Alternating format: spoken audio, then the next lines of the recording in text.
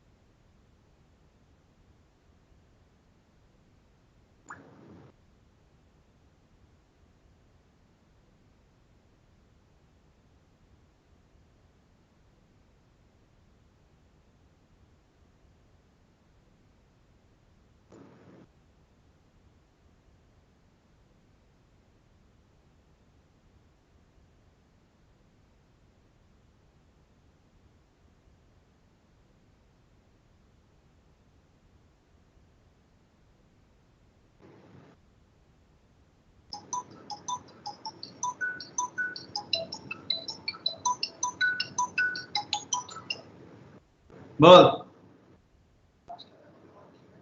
हाँ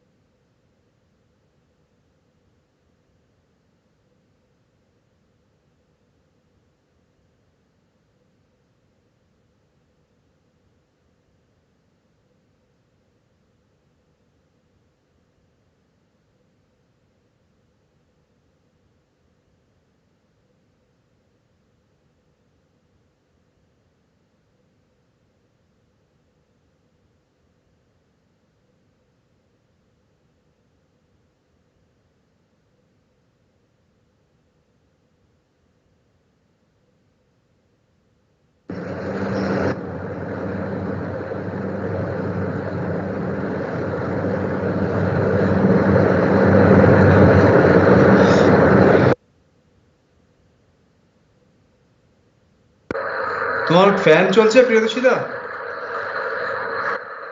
হ্যাঁ,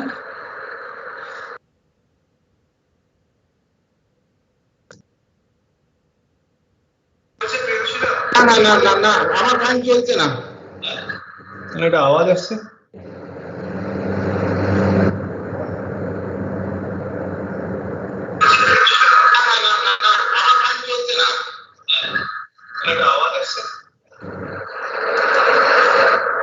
এই কথাতে ল্যাগ আসছে কেন?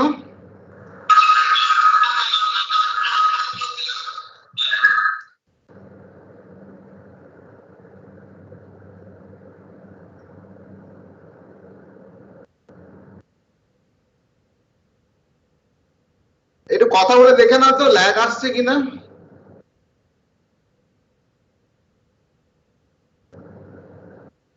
Now it's fine. Now it's fine. It's fine. Take it.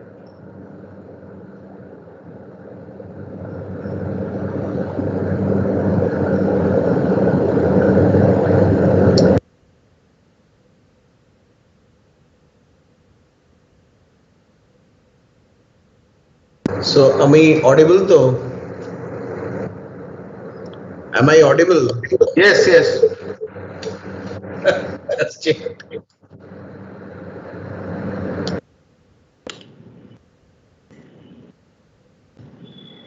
So we are good to go, Vikramji?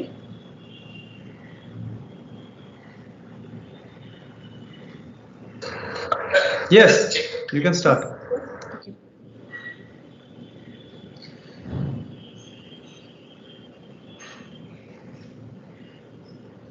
Right.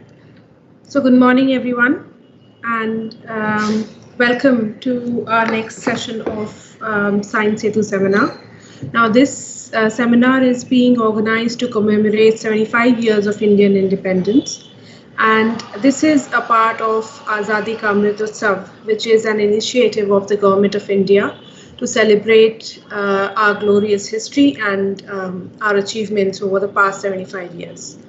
Now, with this short introduction, I'd like to invite Dr. Priyadarshi Basu to please introduce her. Thank you, Alpana, and good morning and welcome to the third Science Setu webinar from National Institute of Biomedical Genomics. My name is Dr. Priyadarshi Basu, and I'm a faculty at NIBMG. It is my pleasure to introduce you to our today's speaker, Dr. Arindam Moitro. Dr. Moitro is a PhD from All India Institute of Medical Sciences, New Delhi, and is now an associate professor at the National Institute of Biomedical Genomics. He's also the faculty in charge of Core Technologies Research Initiative and the project coordinator of the International Cancer Genome Consortium India project. His research interests include genomics of head and neck cancer and genomics of preterm birth.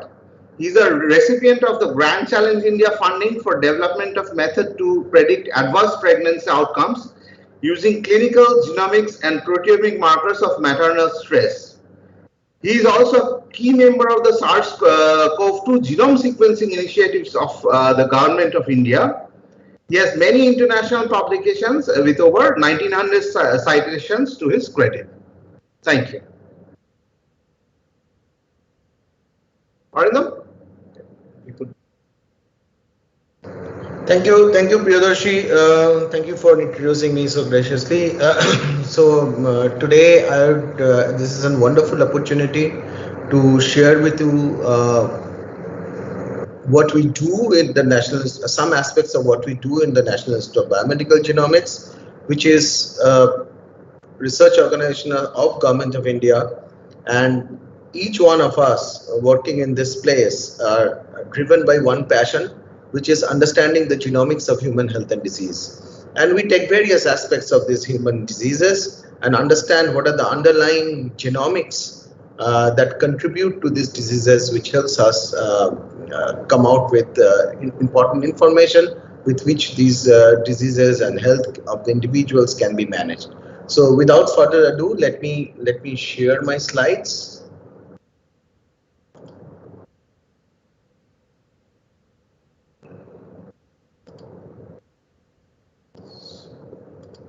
Slides are visible.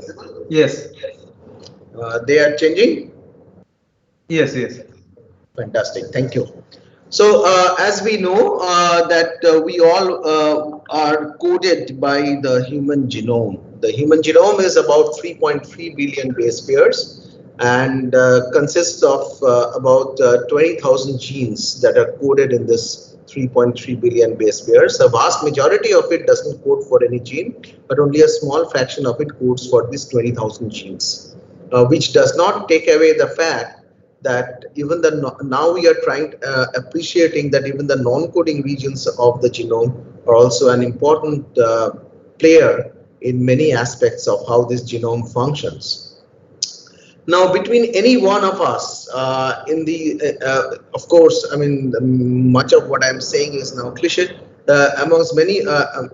Among any two of us, we have a variation in the genomic sequence, and this variation can go up to 0.5%.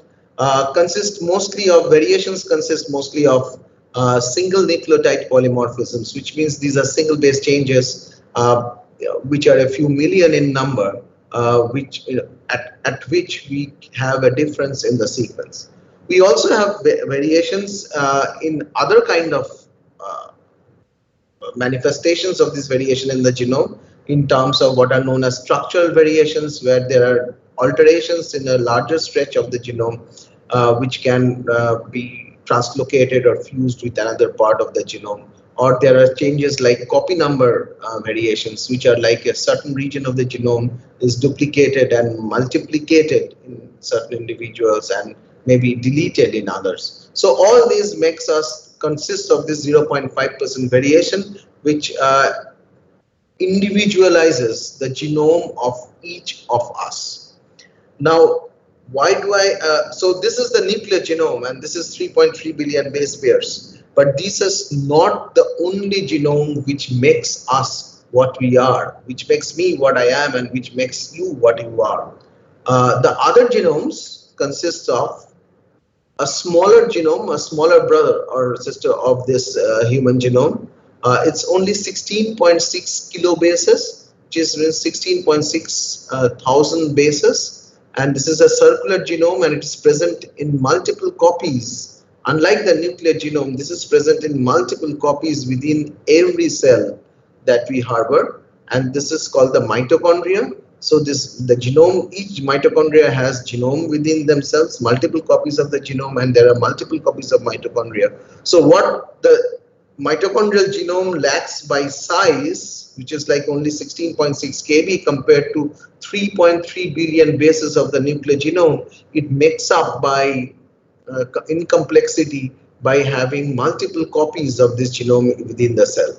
And of course, other than these two human genomes, we have a large number of non-human genomes, which also contribute equally in terms of abundance to individualizing each person, and this is the microbiota. So we have almost, now we know that we have almost as much number of microbial cells associated with each of us as human cells, and the genomes of these microbial cells consist of the microbiome. So it's a collection of a large number of genomes. So all these three genomes together consist of our genomic getup, and the interactions between these genomes, and they are not just silos. So there are constant interactions between each of these three genomes, and there are interactions between these genomes and the environment to which we are exposed. So this makes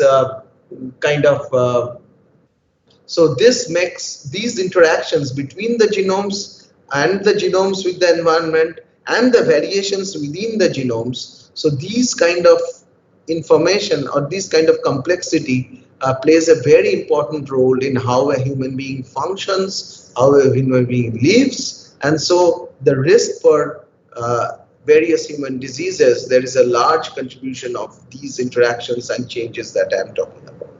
And in National Institute of Biomedical Genomics, we are focused towards understanding what are these changes that play an important role in human diseases. So this is what we do in a nutshell. So we try to study these genomes, understand how does this genomes encode changes which manifest in terms of health traits or traits of risk for various diseases, and how the environment plays a role in the whole process. So this kind of coding question has a very important implication for each of our lives and for public health management. Understanding this genomic knowledge will help us to improve our ability to diagnose a particular disease early on in life, so that if you can diagnose a disease early, you know what the problem is, and either there are specific treatments that can be subjected to reduce the manifestation of the disease or the adverse impact of the disease. And this is a very important step. So understanding the genome makes us do this in many cases early on in life. So also classify patients to improve treatment. So sometimes the disease is diagnosed, and a big example is what I'm going to talk to you about. So which is cancer. So the disease is already on, and the patient is suffering from the disease. Now, how do you classify different patients so that they are subjected to improved treatment protocols, which helps them to manage and recover from the disease? And in overall, this goes into understanding the ways and means on how to reduce the public health burden of disease, and hence enhance our national health index, as essentially leading to a improved quality of health for each individual. So knowing that understanding genomics is important, we had been studying, the global community had been studying genomics of human beings with the understanding of, to understand the risk and manifestation of various diseases using age-old traditional methods of sequencing and other various methods of studying the genome. These are like Sanger sequencing protocols. This is not the right time for me to talk about those, but we had been using Sanger sequencing all our lives early on, which are, the methods are very well established. We have these kind of methods that gave very good quality data. So, and we were able to understand a lot of initial understandings of the disease, human disease, and genomics came from this kind of technologies. But what we realized after the human genome sequence was drafted for the first time, what we realized that there would be a lot of variation in the human genome, and understanding this variation would be crucial for understanding how the genome plays a role in human disease. And with that understanding, people realize that we have to probably sequence the genome, and the holy grail for that is to sequence the genome of each and every individual in the globe, and at least sequence a lot of individuals in every populations. And to do that, we realized that we have to come up with newer methods of sequencing, which will be much faster, and which will have a tremendous reduction in cost, because everything has a cost, and one has to be able to, some method has to be sustainable in terms of cost for it to be undertaken in large scale. We also realized for many applications, again, the example is a glowing example is cancer, that we need to have quantitative information in sequencing, which in Sanger we are not able to. And we have to have very sensitive sequencing information. So with all this understanding, people started to break the glass ceiling and come up with newer methods, which are collectively now known as next generation sequencing, or NGS. You'd understand that the first draft of the human genome, which was undertaken using Sanger sequencing methods, took about 11 years, and much of the work was done in the last 3 years actually of sequencing, consisted of about $3 billion cost. And today in NIPMG, we sequence about the genome of 100 individuals every week at a minimum. 100 individuals every week, and at a fraction of the cost that it took to sequence the first human genome. So you can understand that using these methods have completely disruptively changed the way we are now interrogating the genome of individuals to understand their role in various diseases. And this is a kind of the method that we use. So basically here the difference is we take genomic DNA or RNA, we fragment them in random fragments because the genome is large, and we then these fragments are amplified clonally, whatever it means, and then millions of these fragments are sequenced at one time using various technologies, and the sequence data that are generated are then aligned to the reference sequence of the human genome to understand what are the mutations and variations. So in a nutshell, this is the next generation sequencing methodology which and the technology which has enabled us to run so many, to take a deep understanding of large number of genomes at a time. Now the data that comes through helps us to identify various kind of variations in the human genome. As I told, we can understand what are the point mutations like single base changes. We understand whether there's small insertions or small deletions in the genome. We also understand whether there are copy number variations, like some regions of the genome there is deleted in individuals. Some regions of the genomes are partially deleted, and some regions there is an amplification. Now, how do we do all this? Because in the next generation sequencing data, we get sequence reads, which are short stretches of sequences generated from these random fragments that we generated from the initial intact genome and from many cells. And then when we align them, we count, so we see these and we see how many of these sequence reads aligned at a position. We also look into, we identify what are the changes like translocation breakpoints. So one part of the sequence read will map to a region of a particular chromosome, and the other maps to a different chromosome or a different region in the same chromosome. We know that there is a break of the chromosome in the individual cell at that point, and there is a fusion with another region. We also, these methods have also increasingly led us to understand that there is a lot of these pathogen or non-human sequences present in the cell, which sometimes play an important role. So many of these sequence reads, when we map to the human genome, sometimes may not map to the human genome. And earlier we used to throw away that data, thinking that that's an artifact or error. But until one day somebody decided to blast them and find that they actually map to microorganisms genome or pathogen genomes and identify. So these are the signatures of the pathogens or microorganisms that are present in the human cells in that particular tissue from which the sampling was done. One big example is, this is the way by which you can identify there are a lot of this human papillomavirus in cervical cancer tissues when we extract DNA from them and sequence. So I will shift gears now and move into cancer. We now understand that cancer is a disease of the genome. So cancer is essentially a genomic disease. And why do I say that?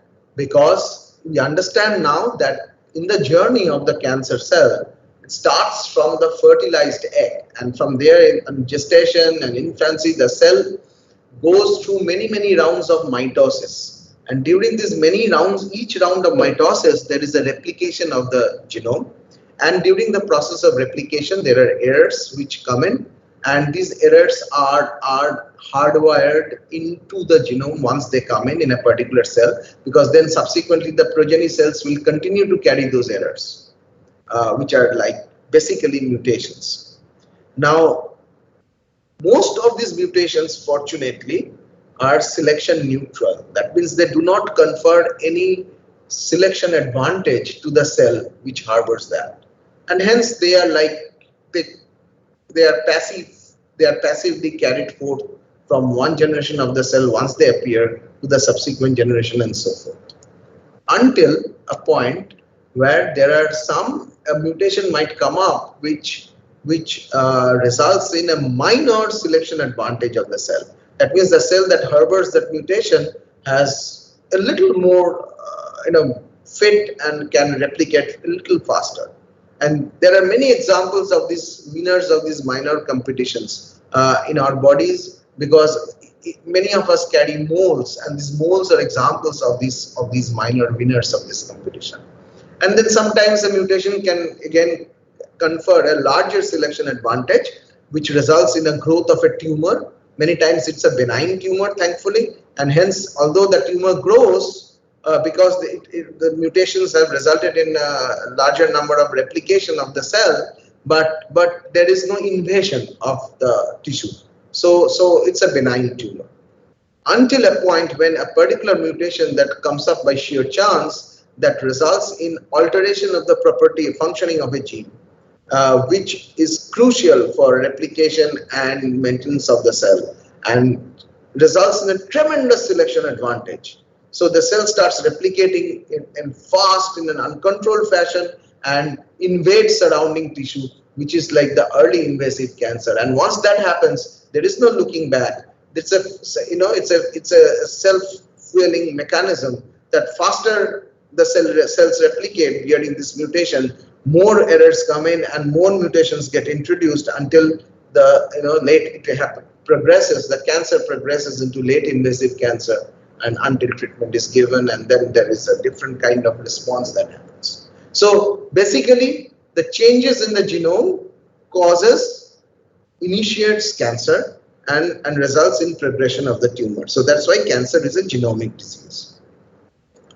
Now, genes, so we understand now the genes which get mutated and result in the formation of these tumors are those that drive cancer. And we understand that there are two kinds of genes that are involved.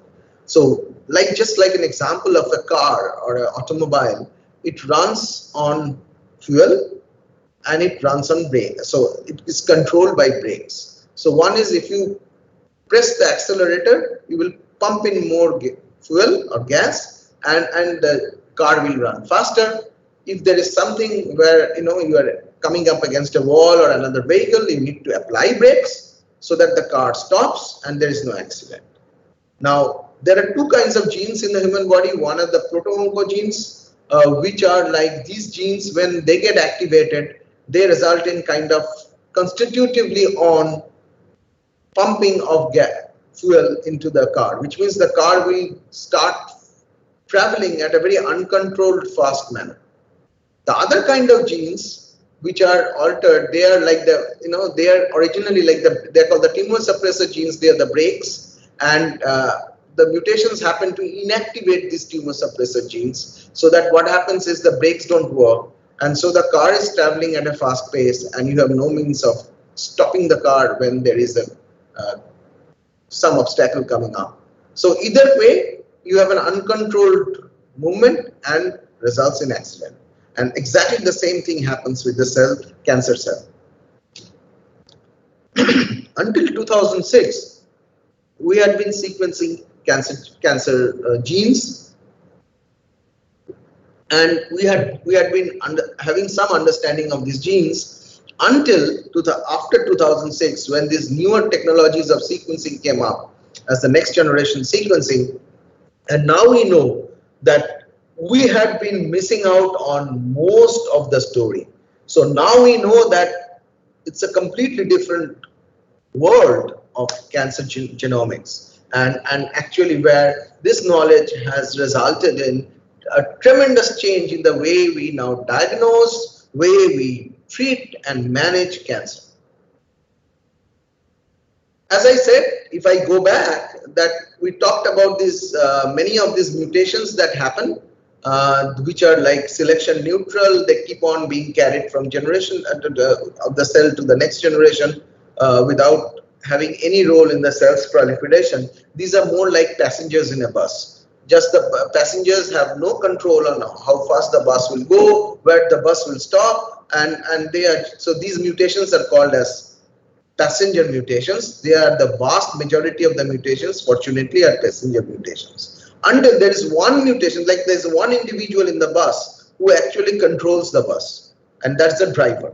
And the mutations, which are very handful in number, which occur in specific genes like what I told about oncogenes or tumor suppressor genes, which result in a phenomenal transformation of the cell into a cancer cell.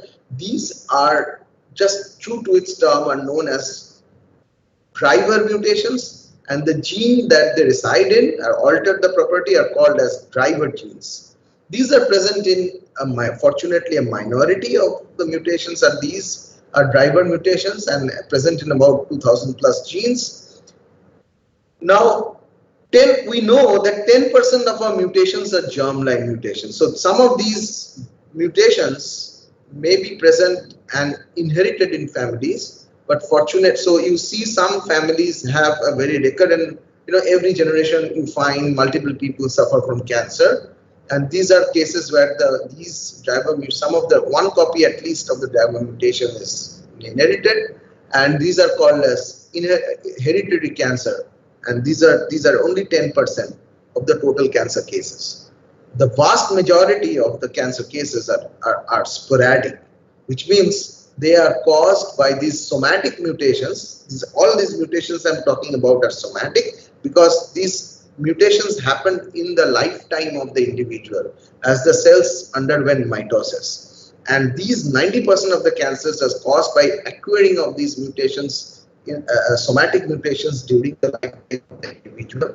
And this is what is the big hunt to understand for every cancer, document what are these driver mutations which are acquired in a somatic manner during the lifetime of the individual, maybe in response to environmental factors like tobacco, like ultraviolet radiation, or like pollutants, and so forth. And how do they result in cancer?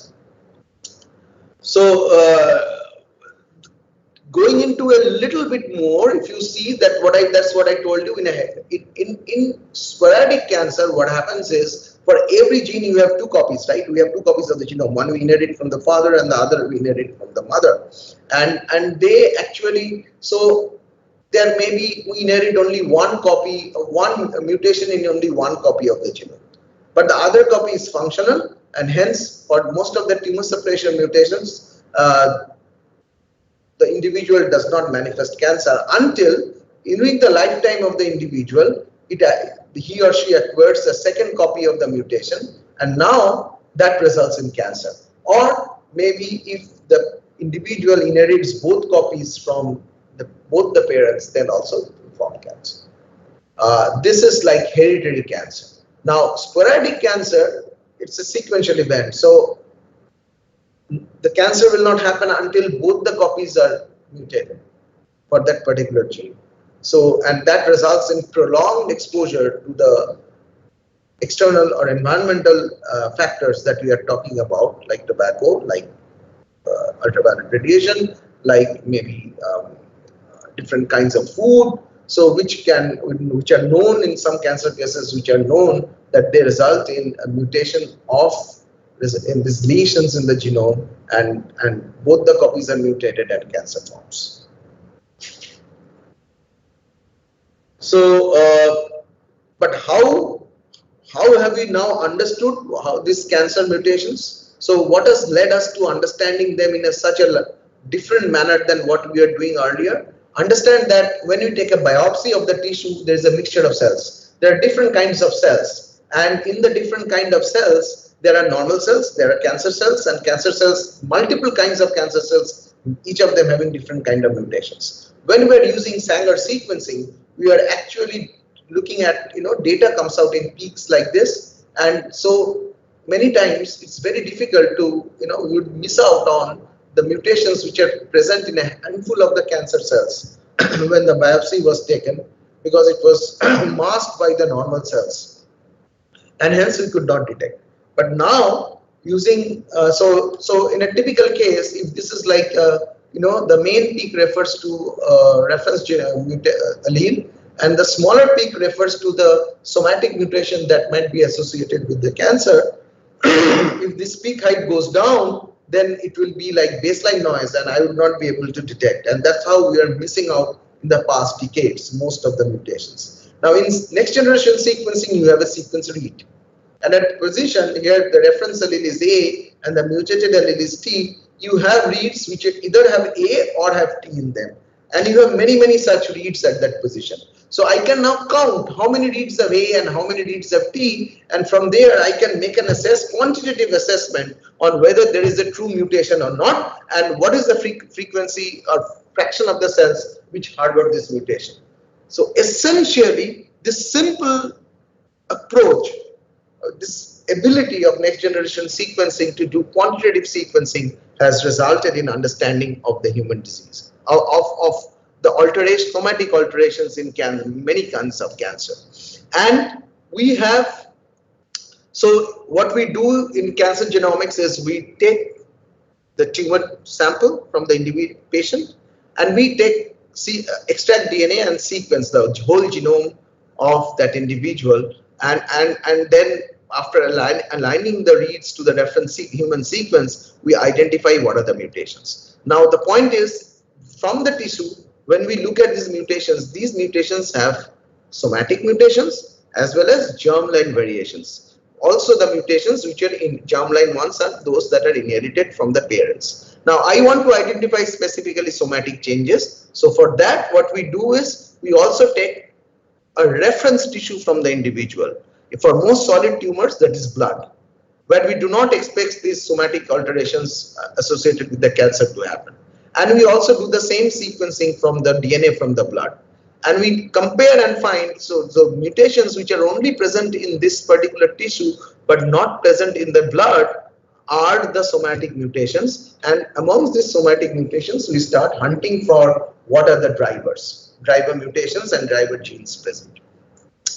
Understanding the ability to understand cancer genomics in this manner led to the formation of the International Cancer Genome Consortium, which was the largest genomics initiative, human genomics initiative till date, and it sequenced many different kinds of cancers, multiple individuals, and resulted in our understanding of cancer as we know it today. So this consortium proudly claims that no cancer therapy is developed today without the genomic knowledge that ICGC provided to the world. This is the International Cancer Genome Consortium. In its initiative, it sequenced a minimum of 25,000 human genomes of patients to understand what are the different driver mutations and driver genes for various cancer types. So, how has it affected our understanding of treatment and detection? So this is an individual who is suffering from melanoma, and you can see that the melanoma has metastasized. That means it is spread all over. And then, there were two individuals like that. In one individual, there was a drug that was given, and that resulted in complete cure, almost complete cure of the individual's cancer. Whereas in another individual, the same drug did not result in this recovery, and the metastasized cancer continued to spread. Now, why is that? One example is there is a pathway known as which is initiated by RAS, which is, and these are the genes in the pathway, which is signaling of this pathway results in normal cellular proliferation. But what happens is there is a gene in this pathway called BRAF, and if there is a mutation in BRAF, then what happens is this pathway remains constitutively on. So it has to switch on and switch off for normal cellular proliferation. But because of the mutation, it's like your electric switch for the light bulb. It stays in on position and it cannot switch off. So the mutation results in that kind of signaling. So the signaling remains perpetually on and result in abnormal proliferation of the cells, resulting in the melanoma. Now, people found out, once we knew that there is this mutation, there were inhibitors for this particular mutated BRAF that was identified, like vemurafenib, and which when applied can block this function of this mutated molecule and result in switching off of this RAS signaling. So you can understand that in the patient where, so we can sequence and understand if there is a BRAF mutation, then the patient will be treated with vemurafenib and will result in recovery. Whereas the patient who did not respond to this treatment was actually the patient who did not have that mutation. So he had mutations in other genes, driver genes. So that's why this is how individualized treatment of cancer patients are happening world over, because of understanding the genome of the patient and then tailoring the treatment according to that. So we know now today that these are the kind of large number of genes, and many of these genes are associated with different hallmarks of cancer, and some of these are tumor suppressor genes, and many of them are oncogenes. And so this story continues on how we are identifying each of these cancer genes. I will switch gear now and talk briefly about what India is doing in this International Cancer Genome Consortium. So in India, we know that oral squamous cell carcinoma, or oral cancer as it's commonly known, is a predominant form of cancer in men. It's the 8th most common cancer worldwide, and there are a large number of new cases and daily deaths that happen annually because of this. The tobacco users are known to have a very high risk for this disease. And we know now the grand concoction, the doctors will tell you, the tobacco with or without betel leaf, arecanut and slaked lime, that's a big combination that people keep in their mouth, and from where, or even just the tobacco, it is gutka or khenni, that will result in this particular cancer, because the effluents that come out from the tobacco and these mixtures will go in and result in introducing lesions in the genome of the cells therein, resulting in the somatic mutations, and the story unfolds. What is alarming, we know that this is present very in early age. So we found that there were 14% among boys and 6% among girls in the 13-15 age group. They also suffer from, they also have this kind of risk habits and have a high risk for developing this disease. The difference between the Indian oral cancer and the Western oral cancer is that in the West, the oral cancer, the tumor develops primarily in the floor of mouth or the tongue because of the habit, which is smoking. Whereas in India, it forms in the retromolar trigone, which is the gingivobuccal region, in this region, and that is because of the chewing habit of tobacco. So chewing of tobacco results in this kind of gingivobuccal oral cancer, which is typical to this subcontinent. Now, when this sequencing of these gingivobuccal oral cancer patients were undertaken in the Indian initiative of the International Cancer Genome Project, we identified the landscape of genes which are, when mutated, results in the initiation and progress of this tumor. Now, if you look, most of the genes are tumor suppressor genes. Now, so tumors, it's difficult to have treatments for cancers which are caused by tumor suppressor genes, but we know now, and you know that TP53 is the predominant gene which is mutated, but we know that this particular gene, this particular landscape has a long tail, and this long tail contains genes which are more actionable. So, but the con side of the story is these identity of these genes are mostly private in nature. That means very few individuals will share the same gene which is mutated in this long tail. So idea is that then one has to know the genomic information for every patient, identify what are these actionable genes, and then treat these actionable genes. This is how the International Cancer Genome data is now creating thoughts in the mind of clinicians and other researchers who are using this information to come out with different kinds of treatment. We also found that because of the mutation data, there are groups and patients. So some patients have mutations in genes like FAT1 as caspase 8 compared to other group of patients which have mutations in TP53. And what we found was patients who have mutations in TP53 have a poorer prognosis or disease-free survival compared to those who have mutations in FAT1 caspase 8. We also found out that there are certain pathways like the arachidonic acid pathway where if there are mutations in patients who have mutations in these pathways will have improved prognosis or a disease-free survival compared to people who do not have mutations, patients who do not have mutations in these pathways. Now, one thing that is fueling thoughts is that such kind of information is triggering thoughts on whether these inhibitors of arachidonic acids can be used to treat oral cancer in long term. We also looked into the other genomes. So other than the nucleogenome, the mitochondria, we know the mitochondria is the powerhouse of the cell, and there are multiple reasons why studying mitochondria is very important. So we sequenced the genome of the mitochondria in these cancer patients of oral cancer, and I constructed the mitochondrial genomic sequence and the mutations that are harbored by these patients. We found that these mitochondrial genes consist of multiple electron transport chains, and we found that patients who have mutations, somatic mutations in the electron transport chain genes in the mitochondrial genome have a higher risk of lymph node metastasis compared to those who do not have. And we also found that among patients who have mutations in complex 1 have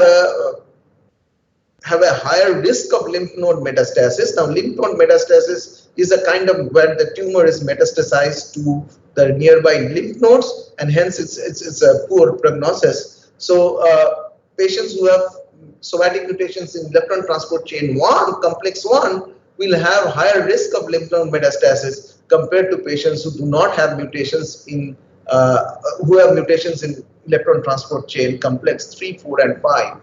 So this is an interesting observation. What we feel is that mutations in electron transport chain complex 1 results in an increase in NADPH ratio, whereas in electron transport 3 and 4, when the mutations happen,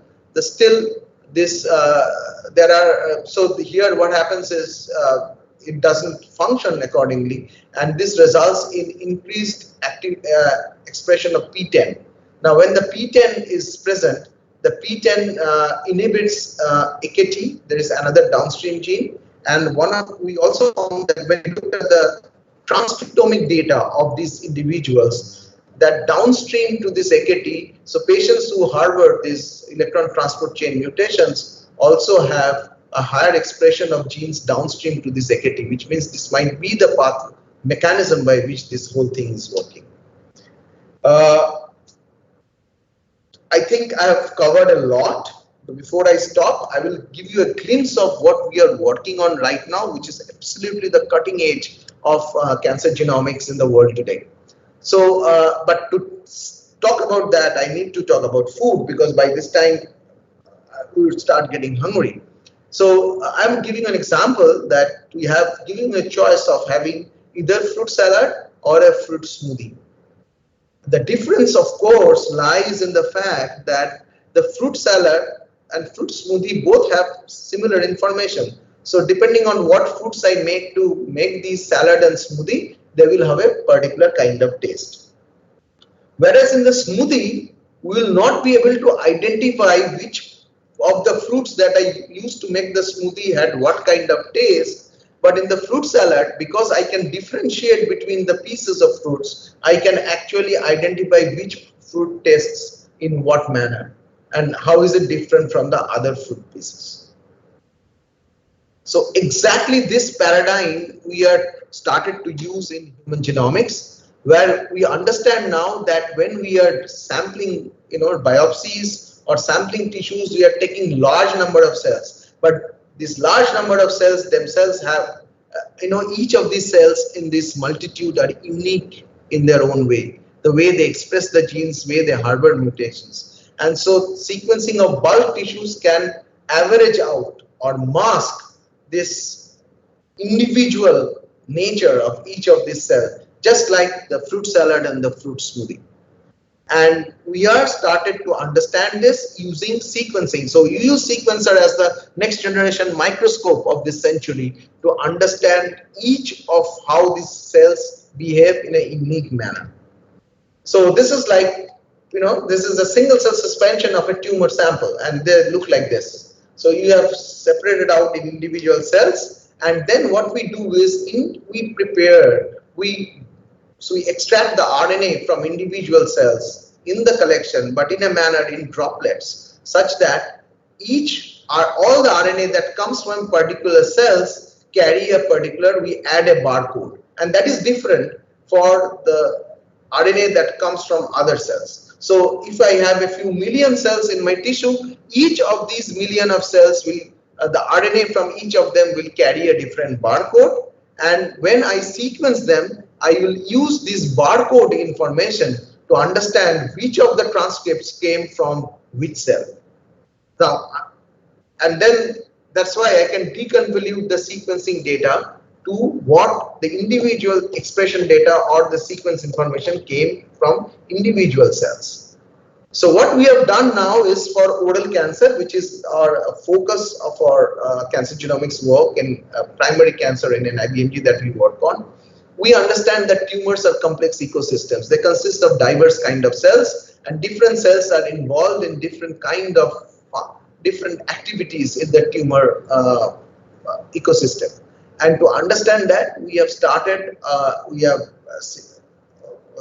understanding this landscape of single cells in oral cancer in collaboration with our clinical colleagues, where we collect this tissue from the treatment-naive early stage tumors from cancer patients, and then we do the single cell RNA sequencing to understand what the informations are. So this is an example, a basic example of what kind of data we get. So the expression data we get are used to characterize cells into clusters using dimensionality reduction techniques. And we find that using such information, we can actually identify different kinds of cell types by this clustering of the cells from the single cell sequencing information that we generate. We have also found that there are ways and means by which, based on the expression data, we can classify these cells, whether they are malignant or non-malignant. And we find that in oral cancer, as like other cancers, these malignant cells clustered by cell type, by the source of the patient. So here there are about multiple patients, but when we look at the clusters of malignant cells, we find that each cluster represents one patient. So there are vast inter-individual heterogeneity as far as the malignant cells are concerned. But similarly, when we look at non-malignant cells, we find that there are these non-malignant cells do not cluster by the patients, but they cluster by the cell type. So the very heterogeneity within the non-malignant cells are not so much inter-individual as inter-cell type. So these are the kind of, and we are now generating a lot of information on this, and very soon this information will be provided to the global community in the form of a publication. We are already communicating this in terms of our talks and every short communications to other places. So we'll provide the landscape of single cell heterogeneity of GG buccal oral cancer very soon. With this, I stop here and wish in more easier times we would have the opportunity to invite you in an IBMG in some way, maybe for outreach programs, or some of you can come and join our integrated PhD or the PhD programs, which are very vibrant programs that the Institute runs. This is a glimpse of a genomic factory. It's a national genomics core where we have generated sequence information equivalent to about human whole genomes of more than 70,000 individuals today. And we also have the Human Genome Hall, which is a fantastic place where you can have an interactive exposure to exhibits on various aspects of the human genome. And with this, I stop, and thank you very much for listening to me. I'll be happy to take the questions.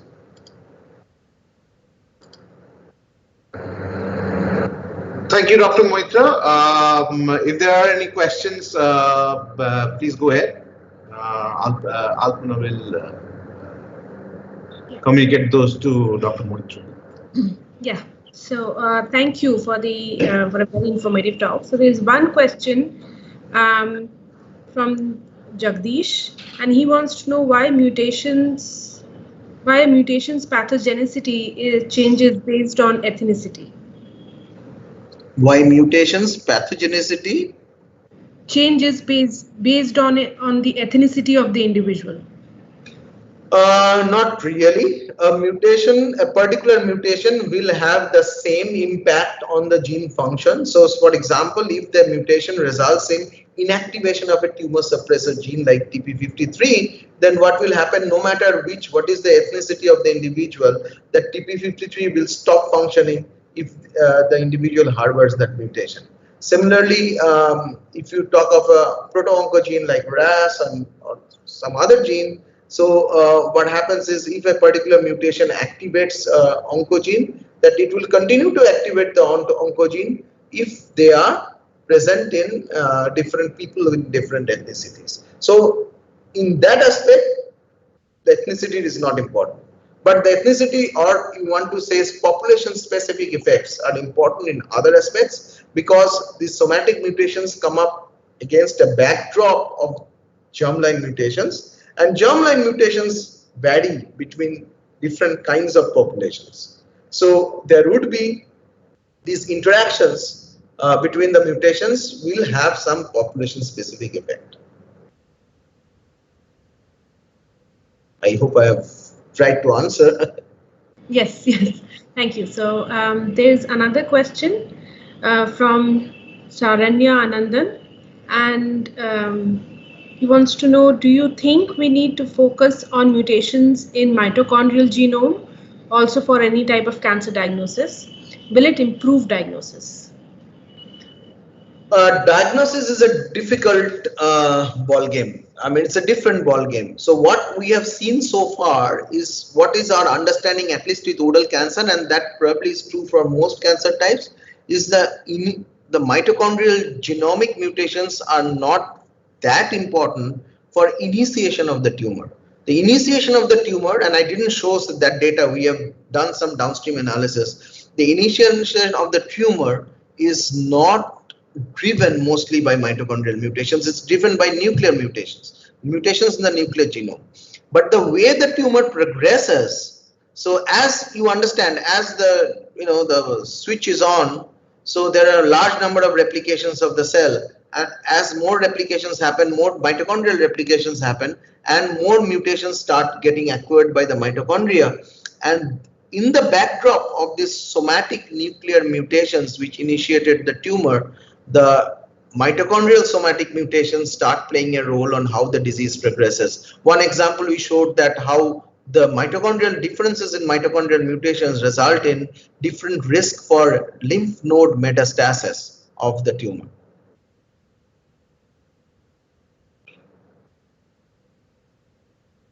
But yes, studying mitochondrial mutations are important, that we have realized, and earlier we are not able to do that because of our limitations in our sequencing approaches. Now you will find that a lot of information on mitochondrial mutations in cancer has opened up.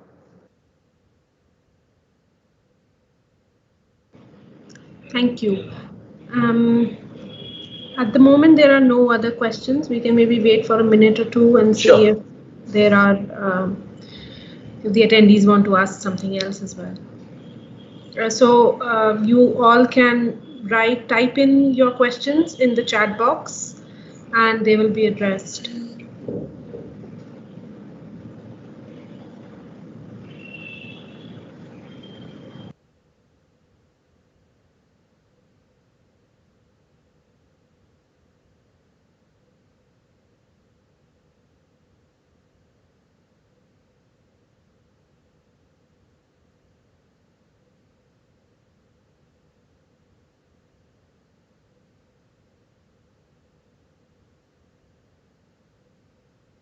So at any point of time, I'm happy to take in questions if people write to me. So I don't know if my email address can be shared with people.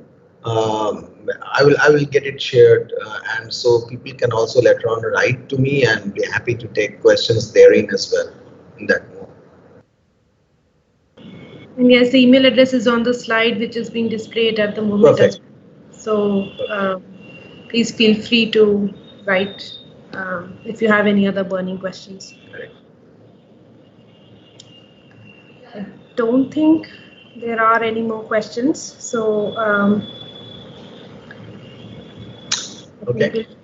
Thank you, Dr. Moitra, for your very informative talk, and thank you to all the people who have joined in.